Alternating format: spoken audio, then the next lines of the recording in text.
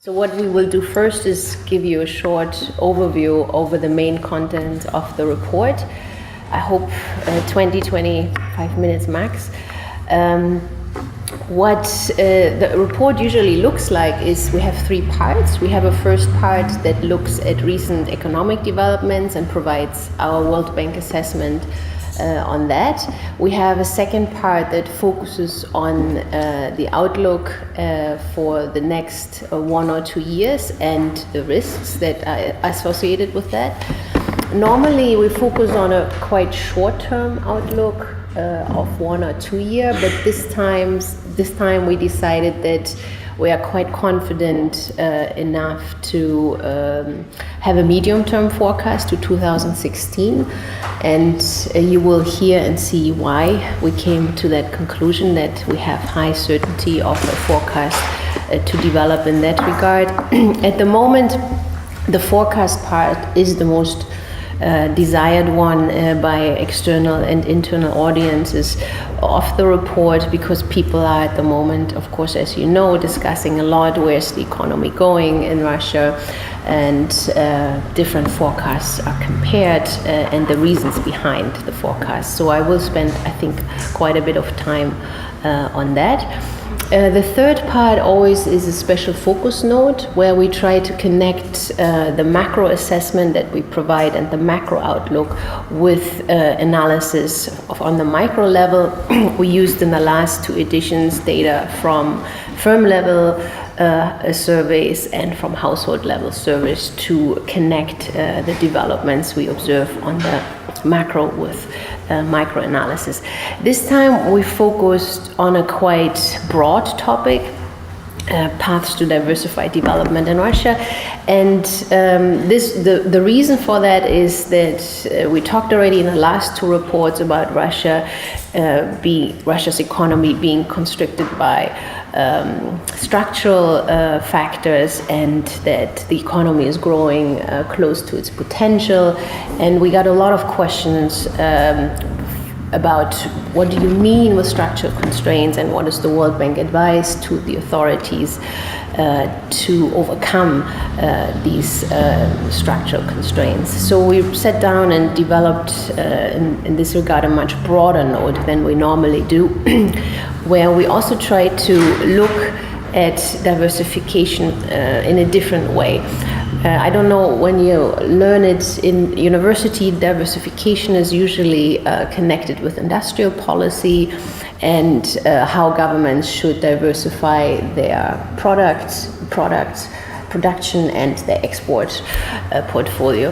However, we think this is a bit too narrow focus perhaps, and what we propose is a different approach, an national asset portfolio approach, where we would like government to step back and look at all the assets that they have, natural resources like forest, land, and natural resources like oil and gas, the capital, human capital and physical capital, and the institutions that hold it all together. And we hope with that maybe that we can start a new discussion on this topic of how to diversify development, rather than the narrow approach of how to diversify your industry and your export base. Okay. So I have always one slide with the main messages. And then I have basically a lot of graphs, what we economists are paid to do. So what I will do is I walk you quickly through the main messages of the report, and then highlight throughout the presentation with a few figures and graphs what is underlying these main messages. So first of all, you know, of course, Russia's economy is still in the difficult spot. It is actually not just slowing down, but it is now stagnating. If we look at the seasonally quarterly adjusted growth, we had in the first quarter 0% growth, in the second 0.2%, So basically, if we use the normal definition of what means recession or stagnation, this is basically a picture of a stagnating economy. You know, of course, recession would be 2 quarters in a row in negative quarterly adjusted growth. So in a way, Russia escaped successfully a recession, but the bad news is it is in stagnation mode. And what we saw is really perhaps not so new and exciting, because what is driving this stagnation course is really, in our view, the same issues that we talked about before, that there are structural impediments to economic expansion, and that the geopolitical tensions that started in the last half year just increased that trend. We also see that the economy needed to internalize a lot of policy uncertainty in the first half year, especially since March, when the geopolitical tension started. We saw sanctions, counter-sanctions, measures to stabilize the economy, and this meant for the markets really to operate in an environment of higher risk, and that depressed ultimately domestic demand.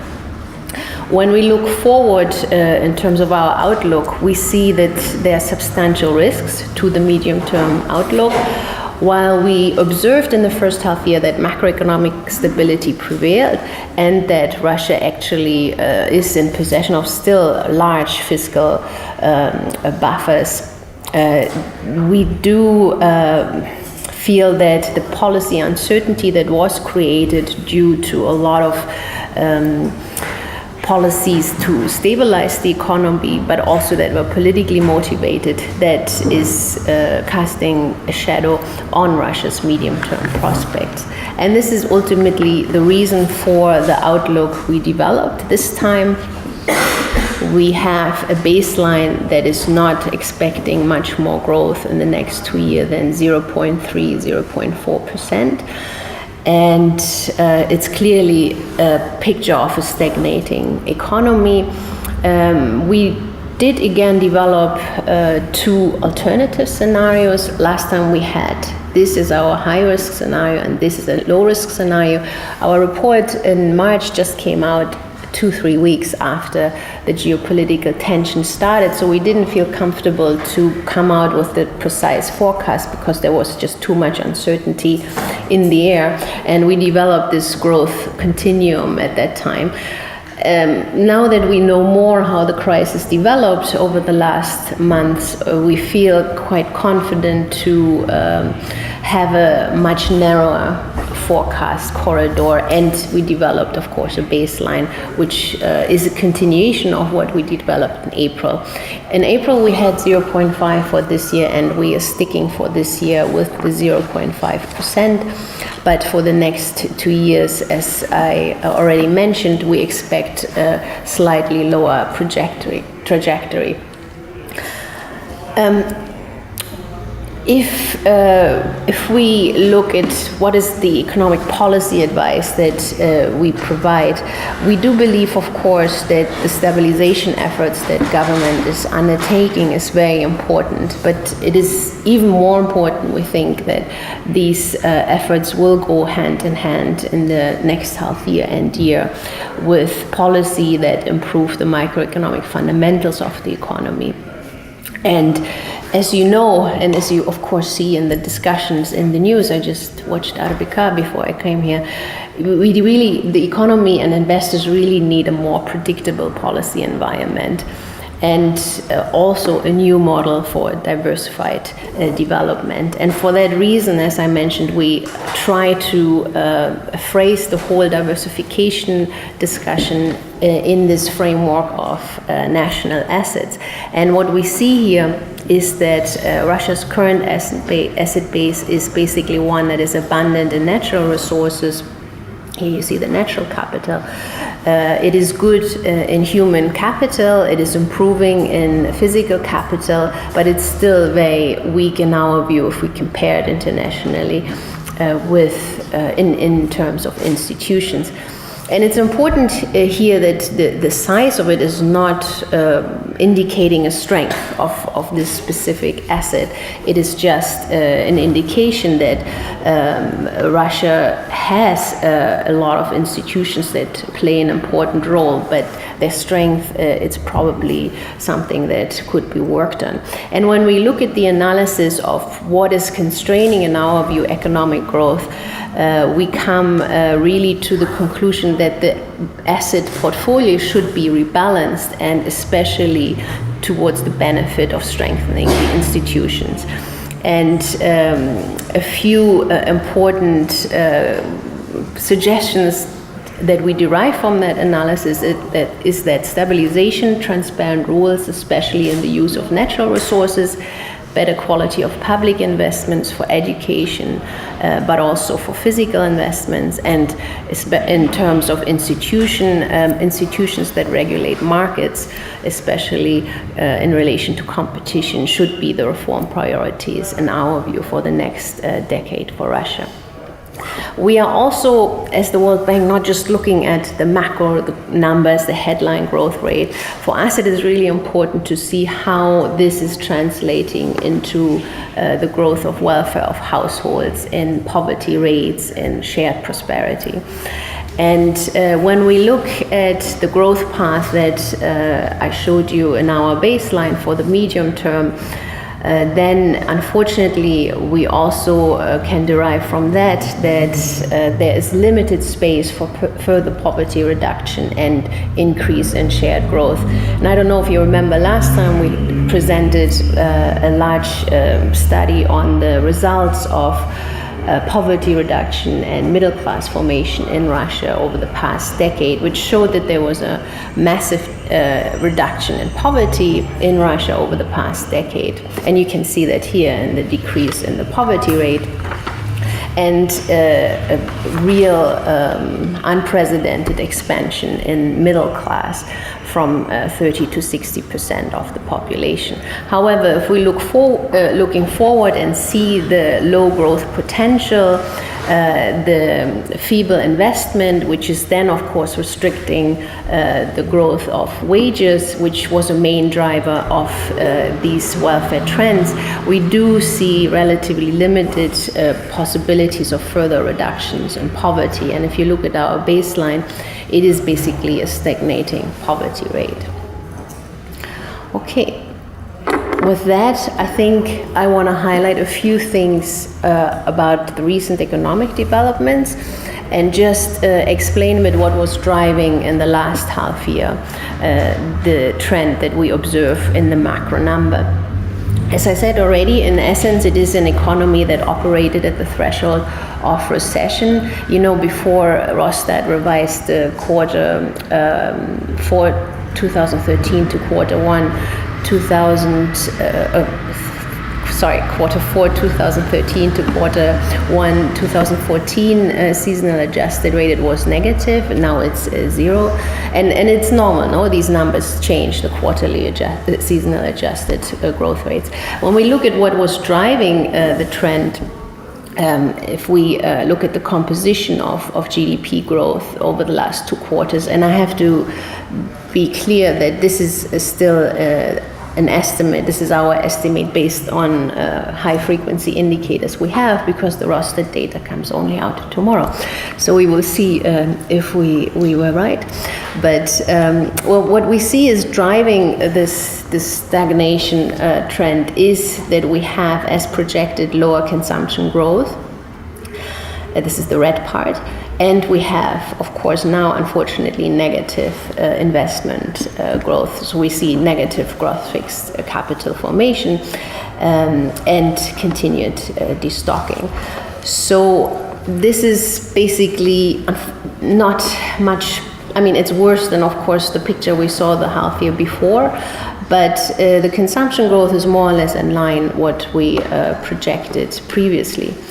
when we try to unpack what is driving this negative growth of investment demand, we see, of course, as a main constraint to investors, the increasing borrowing cost. And of course, you are very aware what happened in international markets, that there was high uncertainty, and that is always immediately factored in or calculated in as risk and priced in to borrowing costs. And this is reflected in Russia's CDS spreads for 5-year bonds, for instance. You can see that they spiked exactly at the times of high geopolitical tensions. And overall, you know that sanctions now restrict actually physically the access to parts of the international financial markets for major banks in Russia. So we see really increased external borrowing costs and restrictions to credit access, which makes it really hard for big companies, especially in banks, to roll over their debt. And they really have no other choice at the moment than to move to the domestic market. At the same time, if you look on the left, on the domestic market and the key policy rates since March, you see, of course, that they are massively increased. This was due to the high capital outflows and the pressure on the ruble, and central bank had to really tighten its policies to stabilize the ruble, but also lately to try to rein in inflation. So we saw a massive spike in key policy rates 3 times by 250 basis points. And that's, of course, translated into domestic interest rates and makes borrowing for domestic firms really expensive at the market. If you are, of course, as you know, an investor, face higher borrowing costs, you think twice about investing, you think about maybe scaling back your investment or delaying it. And that leads really to this negative investment growth in our view. On the consumption side, why do we continue to see this decline in consumption growth? And consumption is still the main driver of economic growth in Russia, but it is, of course, unfortunately, much lower than it was 2 years ago and than it was last year. And here we saw that in the first half year, the high ruble volatility and depreciation filtered through in a partly higher inflation, as you can see here in the last half year. It increased quite dramatically, and maybe in the last month or two, especially in the food inflation, you see effects of counter sanctions. But overall, it means that for consumer, it became more expensive to consume because inflation is higher and their purchasing power on international markets is lower. At the same time, we see that real wages continue now to stagnate. They already declined and are now stagnating at a quite low level of growth. And that's true especially for the public sector wages. And if we believe in the government decision of the budget, and I think after the second reading now in the Duma, we can believe this is more or less the final version of the budget we will see, this is an area that will not change because the decision was consciously made to only increase public wages by indexation. And that is also true for the position or jobs that fall under the special May decree, teachers and healthcare workers, which gives, of course, regions a bit of slack because they don't need to increase further than indexation, but also postpones this adjustment in public wages for these groups by a year. So this is also something that is going to stay for at least a year or so. Pensions the same, they're only being indexed next year by inflation. So we have an environment of higher borrowing costs, lower purchasing power, higher inflation, and declining real wages. And we also have still something that we discussed quite in detail already last time, which we see as an increasing debt burdens of households. And this is a very difficult one because the argument is always, well, compared to other OECD countries, the debt burden of households is really small. I think the problem is more the structure of the debt. In other countries, you have a lot of mortgages or debt for durable goods, while here a lot of the debt is related to consumer loans that were rolled over before on a yearly basis, and that is really putting now households into a difficult position when interest rates increase that much, because they have to roll over their debt or have to start paying it off. And obviously for many households that's the problem, which we see in really starkly increasing non-performing loans for households. So if we look at the overall NPL rate, it's quite stable, but it's really important to sometimes unpack the data a bit. And this is, I think it's a very worrying trend, and I think it's not, unfortunately, the end of it yet.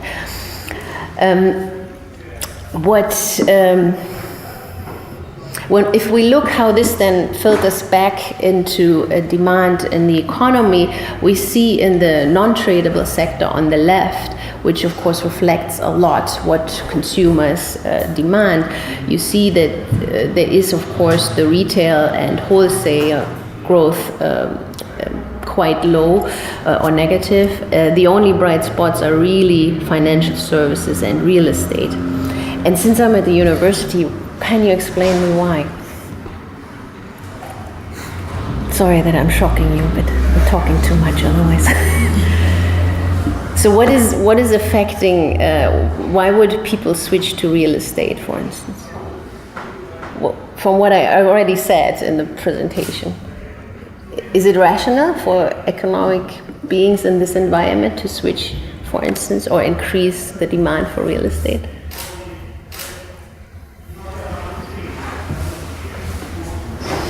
Oh, I shocked you. Okay. Okay. Oops. Now I'm stuck in the slide. Okay, think about this picture, the inflation picture.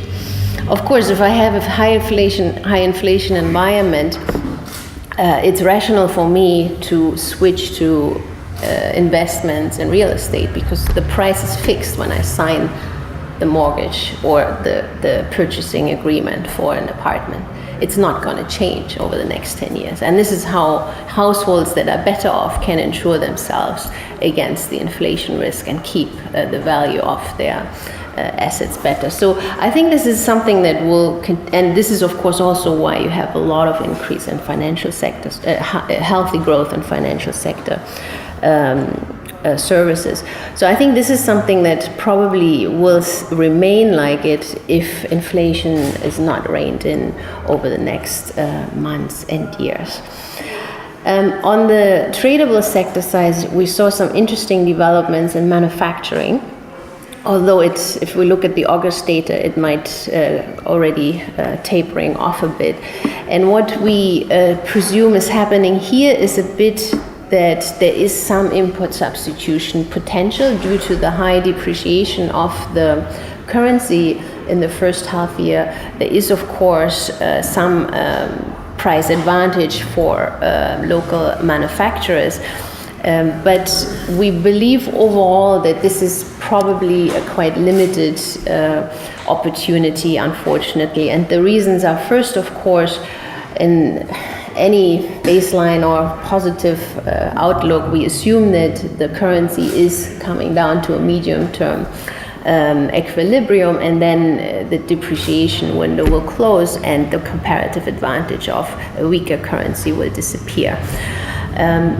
The second, maybe more important limit is summarized in these two graphs. We have manufacturing, the blue line with the dot, still at really high capacity utilization rates. And I try to show you a few sectors where there's a lot of discussion about import substitution at the moment. And you see for the food sector, there is probably some potential to increase capacity, but in other sectors, it's probably less likely. And I think these numbers, you have to be very careful. They're very deceiving. Rostad has a conservative approach to capacity utilization. But what you should compare to is really these times when the economy was growing at nearly 8% in 2007-8, and that shows you that capacity utilization is at that same level, which means there's little spare capacity most likely. And without further investments and capital put in to expand production, it is unlikely that you can in the short term increase it. At the same time, we still face very tight labor markets, and that's really reflected in the still increasing unit labor cost. So if you look at an investor, even if he has access to capital, it would be really difficult to operate with high wage levels and high capacity utilization. So for that reason, we are a bit less optimistic on the potential of further import substitution. So if we put all of this together, unfortunately, we come to the outlook that I will present, and I showed you already with the one graph, that is basically one of stagnation. And it is partly related to the high level of policy uncertainty that is at the moment in the economy. In the baseline scenario, we assume that, in essence, geopolitically, the crisis is continuing this year and the first half of 2015, and then hopefully sanctions will be slowly removed. In the positive or optimistic scenario, we do assume that at least the geopolitical tensions will be resolved by the end of this year, and all related sanctions will be lifted. And that could bring nearly 1% growth for next year and over 1% growth for the year after. It would be mainly driven, though, by public sector investments, because we still believe that recovery in private investor sentiments takes some time. And unfortunately, the same for consumption. Consumption is typically lagging growth in previous years. So you have a low growth year this year and last year. So for consumption growth, unfortunately, we have quite pessimistic expectations. In the pessimistic scenario, we assume that the geopolitical tensions will continue throughout the period. They might intensify, like we saw in the last half year at some points. There will be additional sanctions, including maybe short interruptions of gas exports, and that could really lead to this picture of a low-level recession for quite a few years. If we again step back and see how does this all compare with the rest of the world, and why is it so different? The Eurozone is growing at 0% too. So, and then in that regard, it's true, Russia's growth path is at the moment quite similar to the Eurozone. But if we look at other relevant comparator country groups, like the emerging economies, of course, the growth path is diverging, continues to diverge from them. It is more similar to the EU emerging economies at the moment, but in the last quarter it dipped under all of the comparator group, the growth in Russia. If we look forward, we have to say that even global outlook is less optimistic than we projected half a year ago. This is our revised global forecast of last week, and we had to revise it downwards for all country groups. And you heard, of course, about the OECD also revised its growth downward, and the IMF in July. These continued downward revisions of the global growth outlook really make us much more cautious about the recovery, the strength of the recovery that we observe globally. And in that regard, you could say Russia is still in a good position because it is exporting goods that are still in high demand, especially by developing countries. I already mentioned how our growth outlook is translating into the expected poverty trends. For the baseline, it is stagnating in the poverty rate that is most likely. In the optimistic scenario, we could see a slight decrease by 2006, and in the pessimistic scenario we would see an increase. And this is, as I said, largely driven by the lack of investment that we see now, which is in our view most likely leading not to the growth of jobs and productivity in high-paying jobs. And we also continue to see high inflation pressure. In the pessimistic scenario especially, we would see increased inflation, which is outpacing actually headline inflation, and for that reason lowering the poverty line. In terms of what are the main policy risks we see if we look at this outlook, well, as I mentioned, it is of course important to focus on policy on priorities, and at the moment macroeconomic stabilization remains the priority, and that's an important one.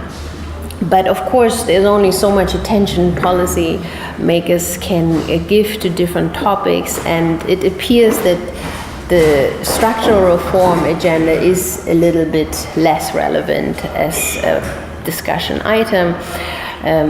Again, when I look at the discussion I saw today on Erbica, it was basically about central bank policy and not about structural reform. Central bank policy is monetary policy. It brings no real changes to the real economy, and there we see the main problems. This is the nature of structural constraints.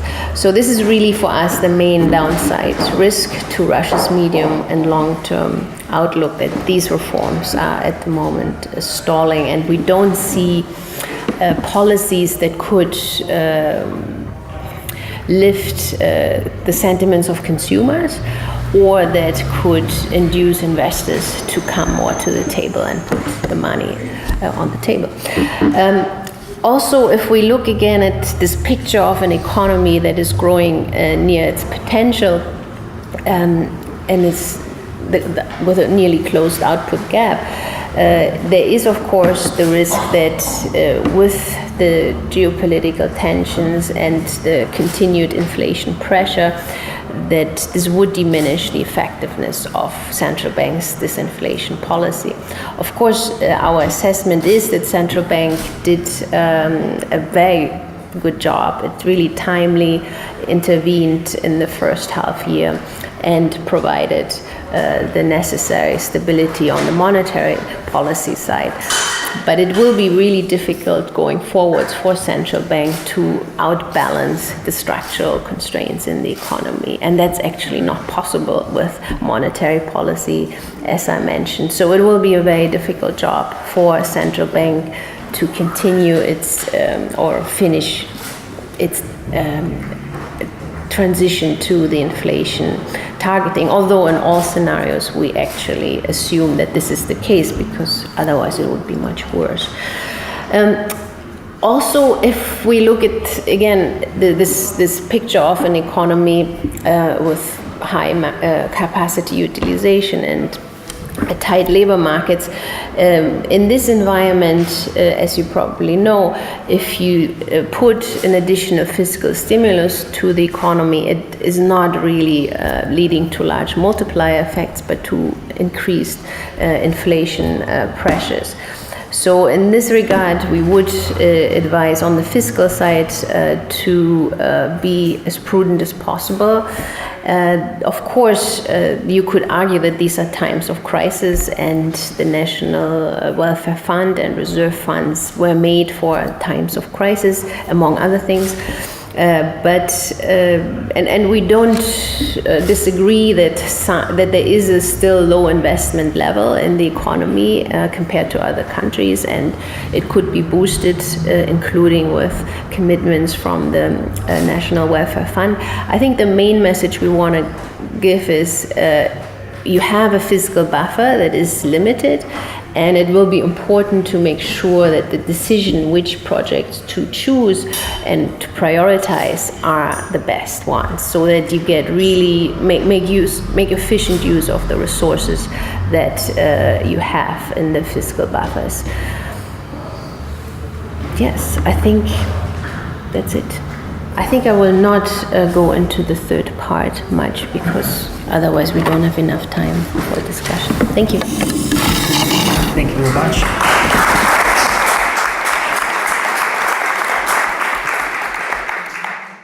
So, questions, please. I can ask the first question, but I don't have to, right? But you can.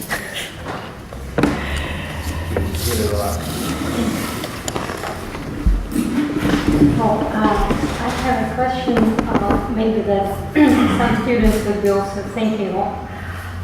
If you think that capacity rate utilization is high and the labor market is tight, this is like more or less a high-growing economy. So the output gap is basically closed, and if there is no growth, the question comes where the growth can actually come from. Like, how can we expect any growth then in this environment, because there seems to be no way of growing? Yeah, this is exactly what we mean with structural constraints. I think you need new investment, but you need high quality investment that carries innovation potential, that allows to have productivity increases where you can change the potential output. And this is, as I said, more a comprehensive topic that has to be looked at. But one example, of course, is if you look at the labor market, Russia has highly educated people. I mean, it's one of the top performers in the PISA scores that are collected among OECD countries. But when we ask, for instance, employers for feedback, there seems to be some mismatch of skills, perhaps, or how applicable these skills are. The other issue on the labor market is how could you make the allocation of labor more efficient? We have really low unemployment rates in the metropolitan areas. In Moscow, for instance, Moscow Oblast, it's 2%. But then you have areas with 10% unemployment. And there should be, in a normal market, labor mobility going to the places where there is labor. So these are issues that we call structural constraints. Why is the labor market not working? And this is, of course, related to a lot of labor being captured by large, inefficient state-owned companies, by monopolies that can afford to pay high wages, and then SMEs and other younger, innovative firms cannot have anybody. Very simple. And on the capacity side, of course, it is related to the lack of investment, of high quality investment. And this is a bit the issue about the stimulus, no? Because do we believe that there is a high multiplier effect of public investments in Russia? And unfortunately we don't, because the decisions are not usually made if this is the most efficient investment. This has the best revenue stream. This is very simple how to put it down. No? And this is something, if this would change, this decision would change, I think there would be much more potential growth in the economy. Maybe Sergey wants to say something. Yes, I can add a little bit. In fact, it's very interesting because if you just look back about a couple of years ago, and you will see how the potential output was estimated for Russia by us, by International Monetary Fund, by most, it was much higher, right? So essentially people thought it was a different economy, but it wasn't a different economy, it was just different, environment, I think, both external and internal, and the factors of production and distribution, the factors was the same. So essentially, the logic was that if you look at the productivity gap, it's still very large. It's about 60%. So this means that yes, we need more investment, as Birgit mentioned, but not maybe that much, most probably. And that's why this third part we are talking about here is that if we go with the structural reforms, we diversify these assets, what we call national assets base, right, including the labor, including natural resource and institutions, maybe we don't need that much of an effort to completely have a different picture on the output gap, even in the medium term. And this is our main argument in the third part. So essentially, it should be very consistent effort on the part of the government to go forward and advance reforms. And most probably we'll have our potential output from 1% or 1.5%, which everybody estimates now, to going up to 3%. And so essentially, the growth could come on the supply side. And of course, then you can use even the public policies and monetary policy to stimulate consumption, which is, people are not,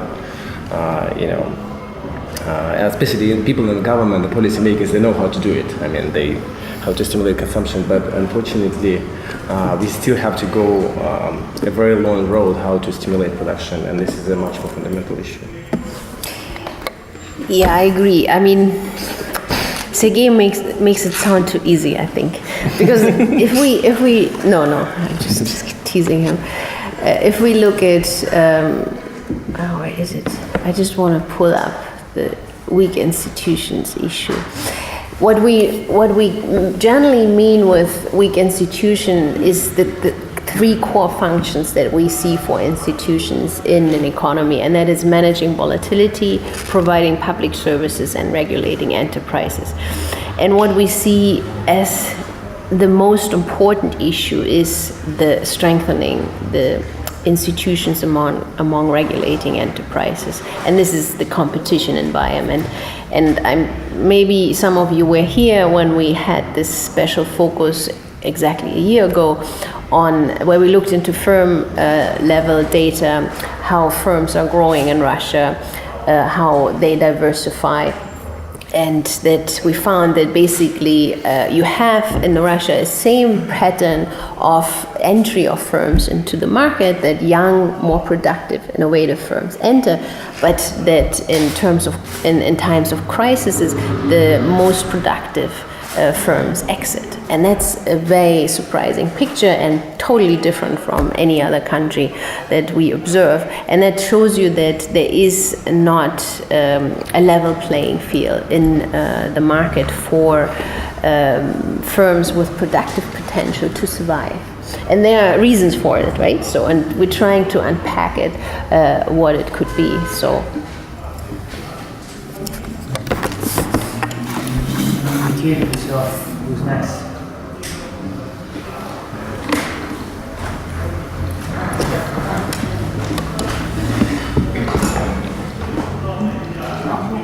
All right, so you mentioned that one of the areas that this year we've seen an increase in is manufacturing, mostly as a result of short-term import substitution.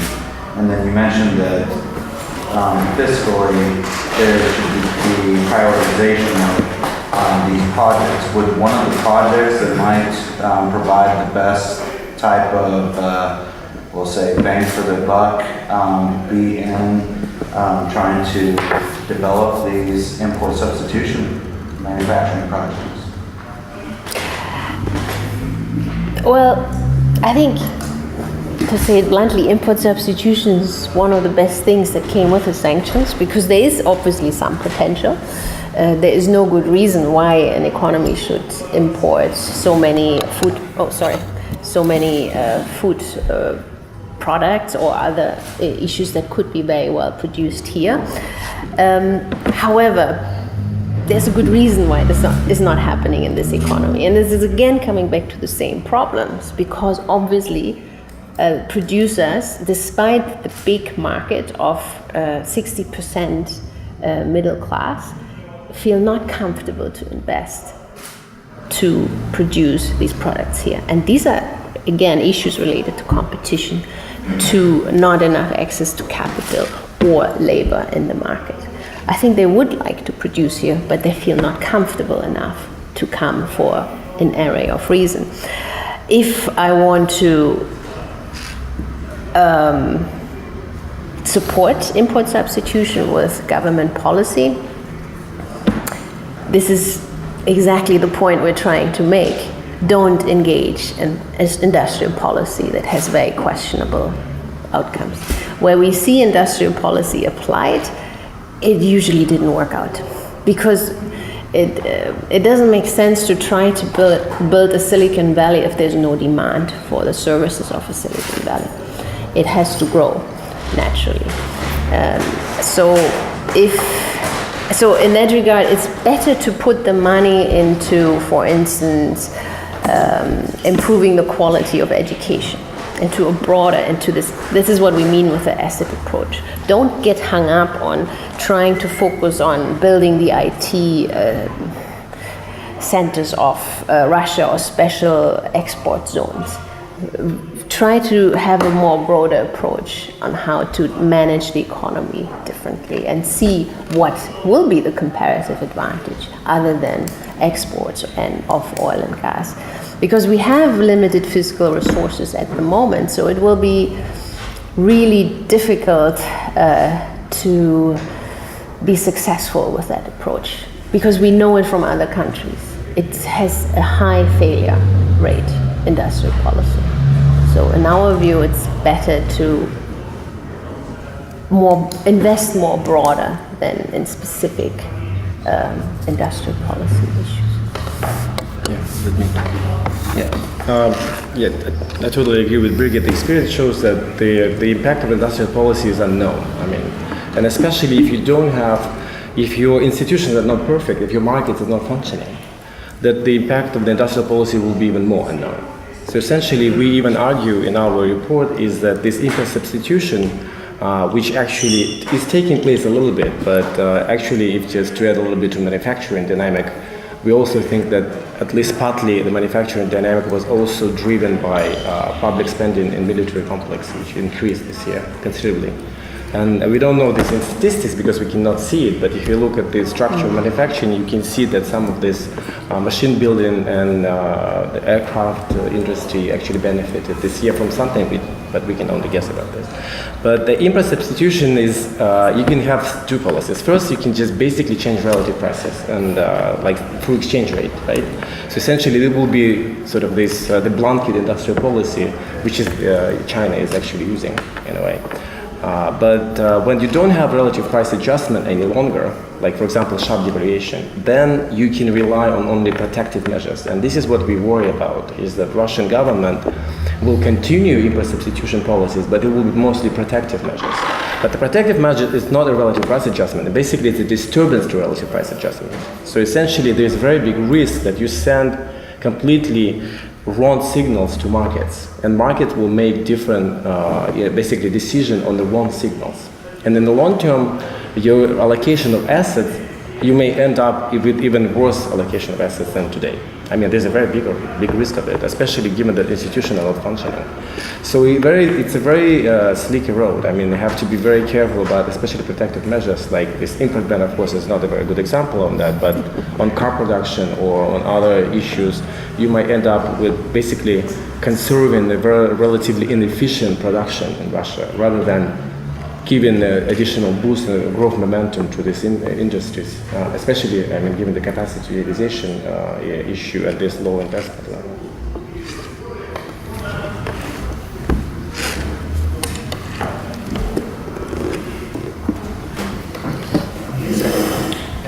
Can you add something about the agricultural sector? I mean, it seems to me that there is scope to improve the agricultural output. It's the biggest country in the world, so a variety of climates, and actually they're importing a lot of different agriculture products from China and before from Europe.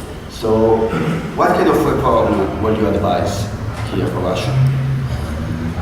Can we collect a few? Yeah, sure. Do you mind? Yeah, let's collect a few questions. Please, lady with My question might be a bit off topic, but could you please go back to the slide that you had before with the government effectiveness? Institutions? Different countries, yeah. Yeah, composition of institutions. Yeah,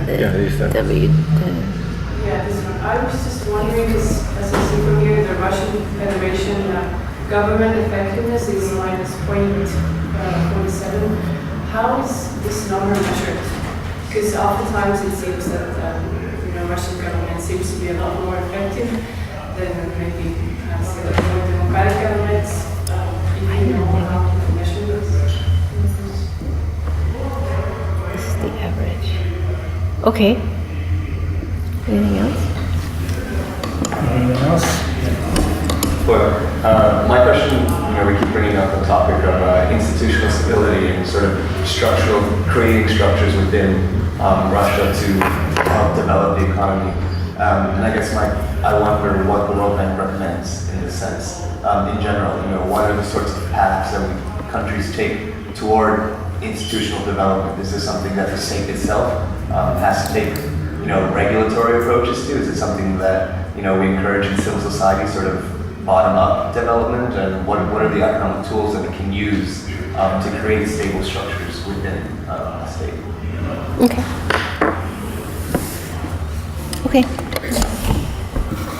Difficult ones. Agriculture. Well, I think maybe in agriculture there is some potential to increase production, but again there are reasons for why there were these food imports. People didn't believe in the quality of the products here, and this has complicated reasons. That's not simply because they didn't like the taste of Russian tomatoes, but because there were some concerns about maybe food safety, maybe the packaging was not that good. You have to really dive into these sectors and understand what was the issue, what in this value chain production. What I suspect is, especially in agriculture, it was for some a quality issue. And in that regard, it's really difficult to understand protectionism, because that is not helping your market. It's not helping your consumers. It is, you should try to develop the competitiveness of your industry, not to shelter it from competition that is already not working very well in this country. So, especially on the food market, I think the import ban is relatively limited compared to what happened on January 1st, when all the import of pork products from the EU and the US were banned. That was a much bigger market share than the import ban on August 1st or whatever, or 7. Of Russia's imports, and that is again it had nothing to do with the geopolitical tension. It happened 3 months before, so that shows me that there is a more fundamental problem of competition in the market. The reasons, for instance, given for that ban are being disputed at the WTO at the moment. So obviously it's not the one where from August 7 you could invoke the national security concern. So I think that's where we see the issue, the problems. This is not how you develop a competitive economy, especially not if you assume when you sign the WTO agreement that you want to integrate into the world economy with trade. So that is the contradiction we can see at the moment in the economy. And that's, I think, probably a more bigger philosophical questions. How is Russia seeing itself going forward, as integrating into the world economy or doing some other path? And that is especially creating this uncertainty. It's not clear for many investors which path Russia is going to go. Is it going to restrict trade into many areas of the world or not? That's a big decision for you to take in as an investor when you decide to settle down and produce somewhere. You have to know your markets. Can I export? Can I import my intermediary goods? I don't know in Russia at the moment. I'm not sure. So I think I wouldn't... I think that's why we try to broaden the discussion a bit more, because we see more fundamental, these are what we call the micro fundamentals in the economy that should improve to change this picture.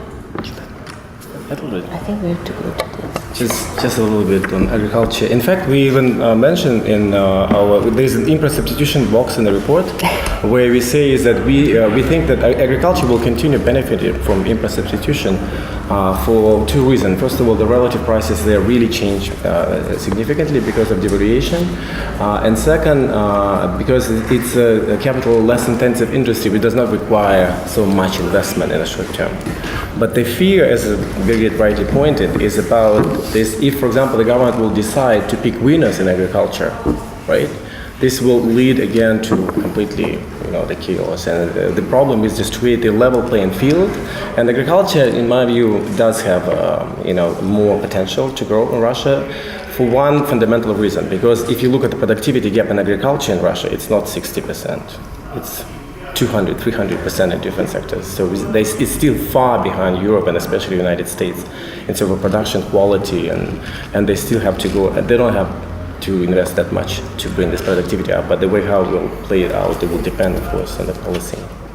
It will be interesting to monitor this actually in the future and see if this really the capacity in the government to implement this genuine reform, at least in one sector.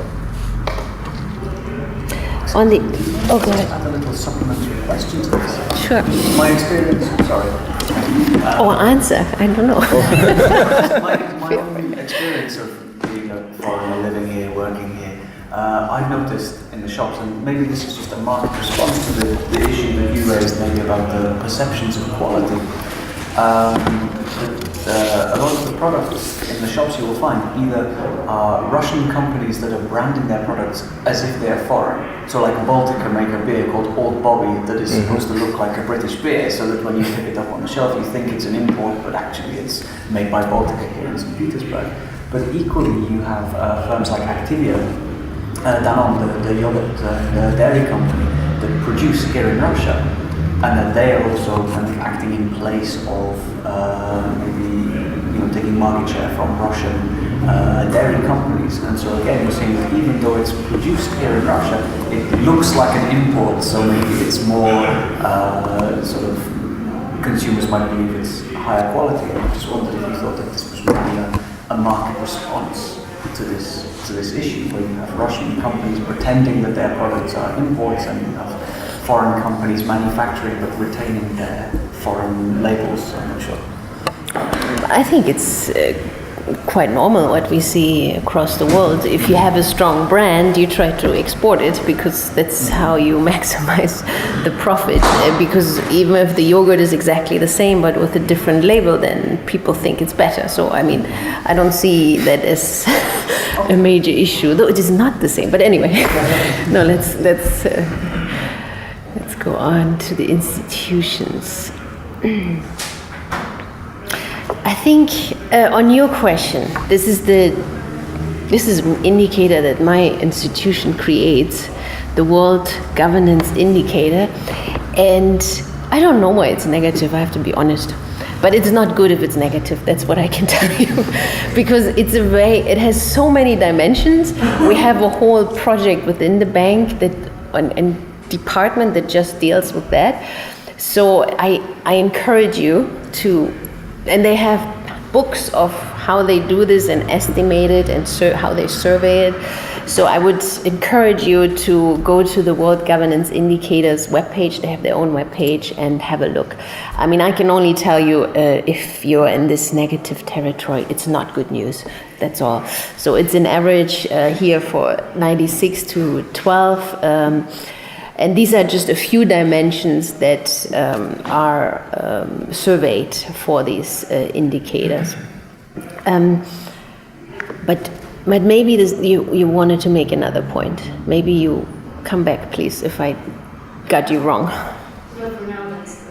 Can I just jump in? Yes, please. Yeah, I wanted just to add a few words, basically probably reconciles what you said, your opinion about the efficiency of the Russian government. I know I got something. I think about 2 years ago, Kirill Androsov, who is a Russian venture capitalist, he used to be an economic advisor to President Putin. He gave a talk here, and what he said, at some point after 4 years in the government, he decided to go back to business, and basically he justified his decision. He said the Russian government is efficient in terms of procedure from organizational point of view, from how requests are handled in a way so there is an entry for the request and there is a kind of outcome, but the point is that the outcome is very often absolutely, well, it doesn't make sense.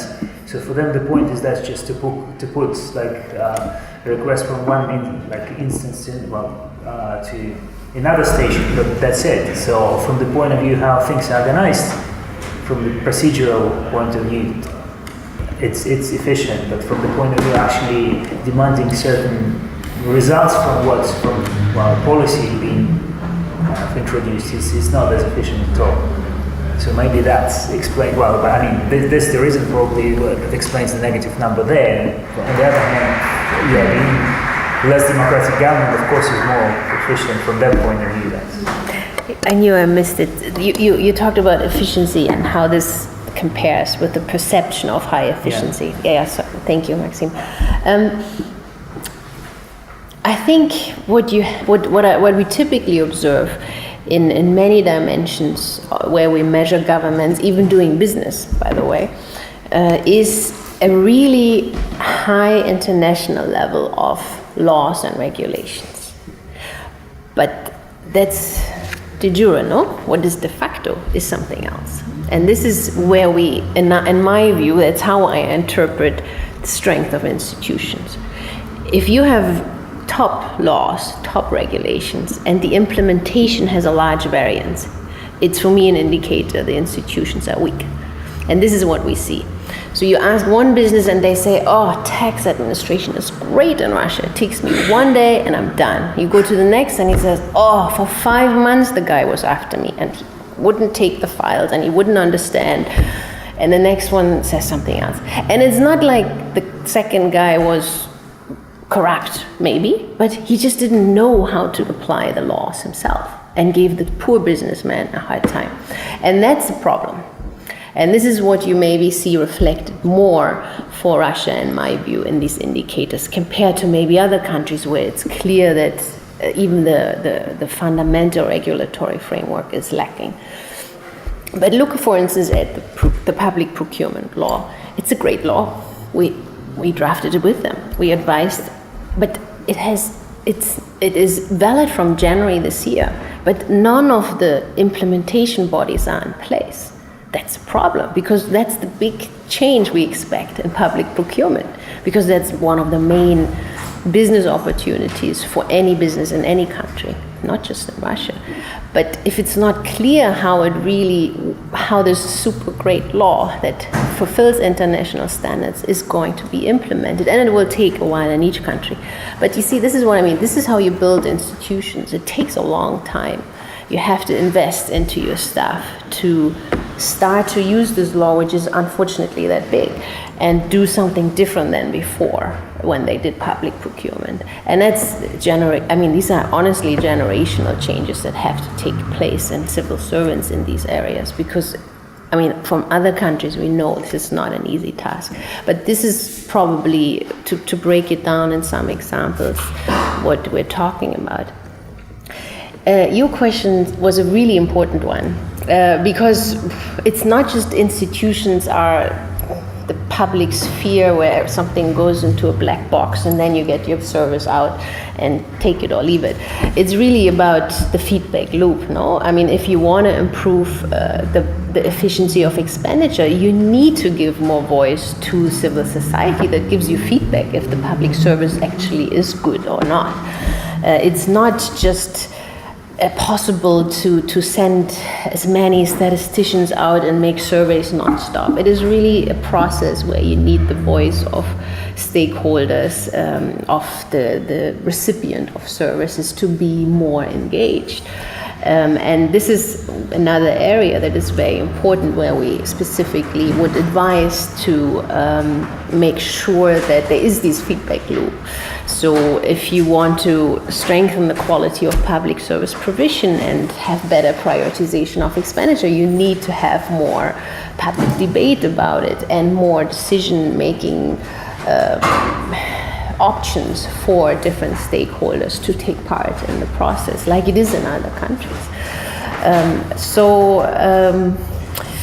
Yes, or you have to try to put for instance, in terms of public investment management, systems in place that have checks and balances to the decision-making process, that you have independent firms coming in, like it is, for instance, required in the US for each public investment project.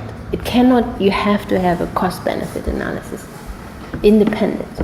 Cannot be the state that does it themselves and says, yeah, this looks really good, I have good revenue stream and price is fine, borrowing cost is this, give me the money. No, it's not going to work because it's not, it's taxpayers' money. So, I mean, I think in some regards the changes, as you say, are not that dramatic that are required, but they are about substantial differences on how to make business in the public space. And I think that's why they're actually very, very difficult to implement. Okay, let me ask you a couple of questions. So I'll just get a very simple, but well, one of them is about the central bank policy, which is a traditional thing. But it's actually, I'm just curious in what you think about in a nutshell, it would be like, do you think it's reasonable for the central bank to kind of continue this pre-announced move towards inflation targeting in this situation? Because what we've seen from one of your slides, as you said, like the interest rates were basically hiked up by 2.5%, and on the other hand, obviously to basically, as you said, to fight the outflow of capital. On the other hand, and like the weakness in the ruble. On the other hand, the bank said, we're going to broaden the corridor. The corridor, the currency corridor. And on the other hand, you see, as you say, as you said, like last year, basically that hurts the most efficient enterprises in a way, because they can't borrow. Well, I mean, for them it's more difficult to borrow money at a higher rates, but on the other hand, less efficient enterprises but with good connections, they can keep borrowing from the government or like governmental institutions. So it's like below market rates. So in a way, I mean, does it make sense for the central bank to keep sticking to that like inflation targeting movement, but trying to support the ruble with the policy that actually hurts the private sector when the rates go up? So that's the first question. And another question doesn't necessarily, it doesn't relate to your presentation, but it relates to the investment policy in Russia. And this question is more like micro and regional in a way. I just read recently about the public-private partnerships in the Russian regions, and the St. Petersburg region was the leading region in that, from that point of view in Russia, something like 5 years ago or something. And the World Bank, that's why I'm asking, was helping a lot the St. Petersburg government to basically bring the legal part of the problem in line with the international standards. And what I think the general feeling in St. Petersburg is that now we have a different governor, and basically the new team, the government team at the municipal level, they lack the level of skill that was required for basically managing similar projects, so to like bringing together the private sector and the public sector. So is there any continuation in terms of like passing over the experience and like expertise maybe in St. Petersburg? Is it really a problem, and other Russian regions to basically foster those public-private partnership, or is it just our feeling here in St. Petersburg? Thank you. Let me start with the second one. I mean, to put cards on the table, we did help with the PPP arrangements, and particularly with the Pulkovo airport.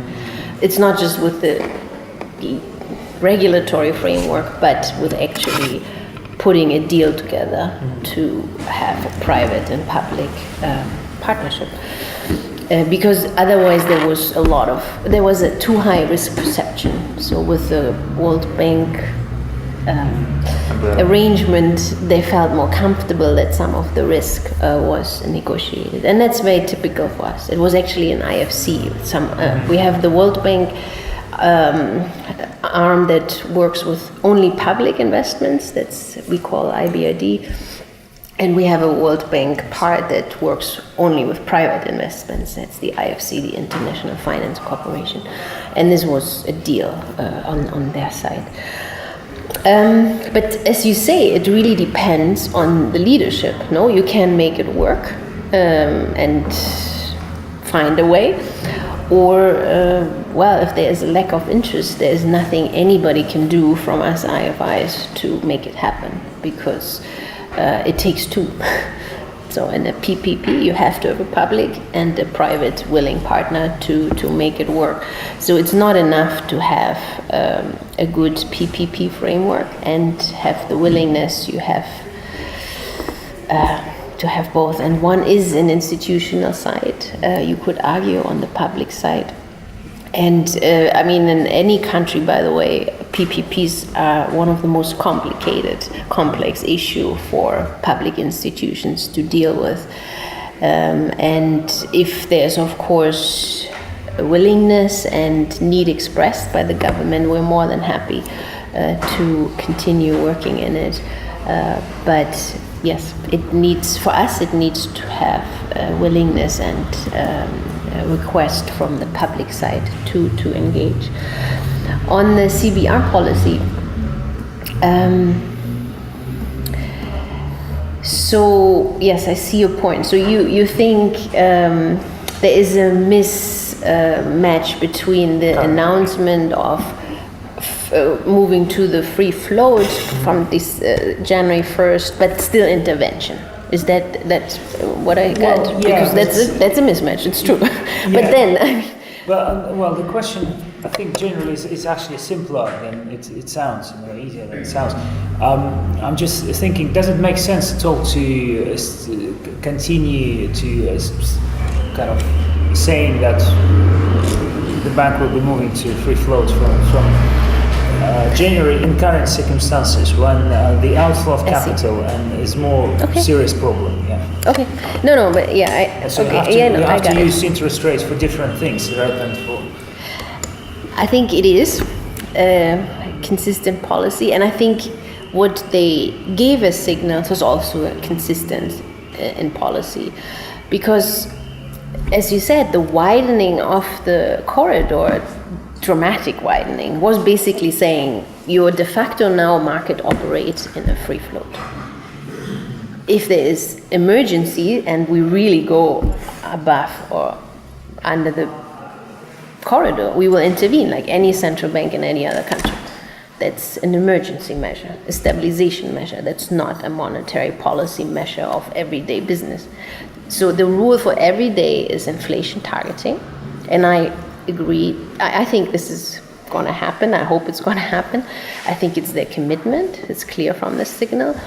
And of course, there is, like for every central bank, still the mandate for emergency stability measures. Where that level is, that is a different question for next year. And it's an internal discussion of central bank to come to agreement. Where is the level where I would need to intervene for macro stability measures? What you saw from this corridor is their assessment that was in July, that, I don't know, the upper end was 44, right? So, and I know we talked to central bank, that's still under discussion what their intervention rule will be, and that's how it should be. So I think I don't see a policy inconsistency. I think it is a transition period where, of course, central bank will be tested by the market and is being tested by the market, and no doubt, and there will be some speculation, but in the end, inflation targeting, if it works, I think it will be much better for the economy, because otherwise, what is the opposite? You will have constant intervention if you have not a floating environment. I can tell you, and I think actually, from purely emotional point of view, that's a possibility again, like to introduce the capital controls and to fix the rates. I don't. I mean, I said it again. I don't think it will be necessary. Yeah, but actually this is the hottest topic. We discuss with Birgit every time we lunch about the CBR policy because it's the most controversial. And in fact, in our report, we say so. We say that the CBR is facing a very controversial policy in this setting, especially given the structural constraints. It's going to be very difficult. But we believe that CBR actually took the right road. Especially at least the signal was consistent. It's not like they were changing, the storyline. Your question is very valid because it's a fundamental question. Because Russia, even let's just assume that we didn't have the geopolitical uncertainty and this additional speculative flows related to this risk factor, right? Which most of the factors were, of course, taken into account by CBR before. But fundamental question is that the Russian economy is still small, open economy. I mean, given that there's no any capital control measures, right? So it's about 2% of total financial flows. This means that we will import the shocks all the time, despite all these shocks. Exactly. And for the CBR, the issue is whether they can take the shocks in the future with whatever measures that Birgit just mentioned. Or we think that this is a small open economy which cannot afford any shocks whatsoever. And the CBR has already taken, I think, their approach. They think that we can take the shocks and the economy could be prepared.